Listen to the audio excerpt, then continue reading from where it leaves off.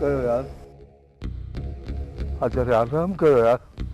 खुदा जो वास्तो अथव मूं ते रहम कयो ऐं खानो मिसकिन माण्हू आहियां हा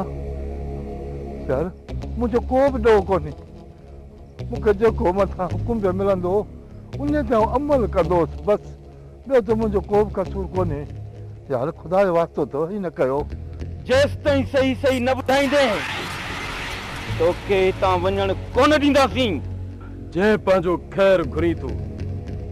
ऐं ज़िंदा वापसि हितां निकिरणु चाहींदो त तोखे ॿुधाइणो पवंदो त रईस मीर खे शहर जे कहिड़े इलाइक़े में बंदि कयो आहे खानो मूं चयो मूंखे नूर मिठे जो कसम आहे त मूंखे का बि ख़बर कान्हे त मीर किथे आहे ॼण मूंखे इहा ख़बर हुजे त मूंखे पंहिंजी जान बि त प्यारी आहे ऐं पंहिंजी जान बचाइण वारा तव्हांखे ॿुधाए न छॾिया मूं कसम खणी थो चवां त मूंखे का बि ख़बर कान्हे त मीर किथे आहे मूंखे का बि ख़बर कान्हे हाणे वधीक तव्हां मञो या न मञो जेकॾहिं तोखे का बि ख़बर न आहे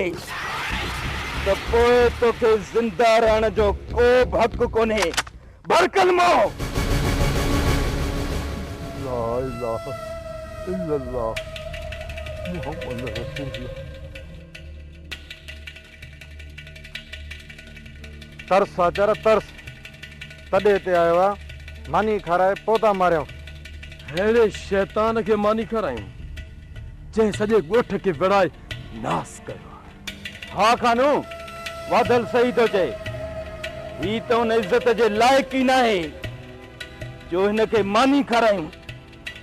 पर वरी बि असांखे पंहिंजे तॾे जी इज़त रखणी आहे मारणी अथव न त पोइ हलायो गोली हला गोली मानी खाराइण खां बहितर त खाली पेटी मारे छॾियो सुठो आहे फिलहाल तूं मानी खा वरी हिकु दफ़ो ॿीहर सोचे ॾिस जेकॾहिं हक़ीक़त न ॿुधायई त तो ते हिकु कारतूस ज़ाया करण में मूंखे को बि ॾुख न थींदो मानी ॾे